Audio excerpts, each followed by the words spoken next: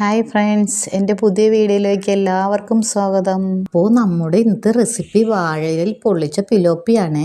അപ്പോൾ നമുക്ക് തുടങ്ങിയാലോ? അപ്പോൾ ഞാനിവിടെ എടുത്തിരിക്കുന്നത് ക്ലീൻ ചെയ്തെടുത്ത 2 പിലോപ്പിയാണ്. അത് നന്നായി വരഞ്ഞാണ് എടുത്തിരിക്കുന്നത്. അതിലേക്ക് 1/2 ടീസ്പൂൺ മുളക് പൊടി, 1/4 ടീസ്പൂൺ മഞ്ഞൾപ്പൊടി, 1/4 ടീസ്പൂൺ ഉപ്പുപൊടി എന്നിവ ചേർത്ത് നന്നായി കൂട്ടി യോജിപ്പിച്ച് വെക്കാം. അതിനുശേഷം ഒരു പാൻ എടുത്ത് അടുപ്പിൽ വെക്കുക. അതിലേക്ക് കുറച്ച് എണ്ണ ഒഴിച്ച് അതിലേക്ക് 2 തണ്ട് വേപ്പില വെക്കുക.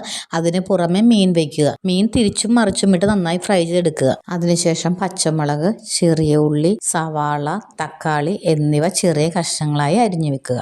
ഇഞ്ചി, വെളുത്തുള്ളി, കശുവണ്ടി എന്നിവ പേസ്റ്റ് രൂപത്തിലാക്കി എടുക്കുക. ഒരു ചട്ടി അടുപ്പിൽ വെക്കുക. അതിലേക്ക് ലേശം എണ്ണ ഒഴിക്കുക. എണ്ണ ചൂടായി വരുമ്പോൾ അതിലേക്ക് പച്ചമുളക്, സവാള, ഉള്ളി എന്നിവ ചേർത്ത് നന്നായി വഴറ്റുക. അതിലേക്ക് കുറച്ച് ഉപ്പ് കൂടി ചേർക്കുക. അത് വഴന്നു വരുമ്പോൾ അതിലേക്ക് തക്കാളി ആഡ് ചെയ്യുക. തക്കാളി നന്നായി വഴറ്റുക. അതിനുശേഷം 2 ടീസ്പൂൺ മല്ലിപ്പൊടി, 1/4 ടീസ്പൂൺ മഞ്ഞൾപ്പൊടി, 1/4 ടീസ്പൂൺ കുരുമുളക് പൊടി, 1 ടീസ്പൂൺ മുളക് പൊടി എന്നിവ ചേർത്ത് നന്നായി വഴറ്റുക. അതിലേക്ക് അരച്ചു വെച്ച പേസ്റ്റും കൂടി ചേർക്കുക. ഇത് നന്നായി വഴന്നു വരുമ്പോൾ അടുപ്പിൽ നിന്ന് ഇറക്കി വെക്കുക. ഒരു ചെറിയ വാഴയില നന്നായി വാട്ടിയെടുക്കുക.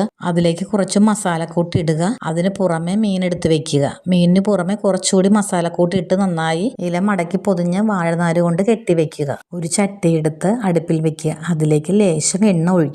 അതിനുശേഷം വാഴയിൽ പൊതിഞ്ഞ മീൻ എടുത്ത് ചട്ടിയിൽ ഇറക്കി വെച്ച് മൂടി വെച്ച് ചെറുതീയിൽ മറിച്ചും തിരിച്ചും ഇട്ട് വേവിച്ച് ഇറക്കുക. അപ്പോൾ നമ്മുടെ വാഴയിൽ പൊള്ളിച്ച പിലോപ്പി റെഡി ആയിട്ടുണ്ട്.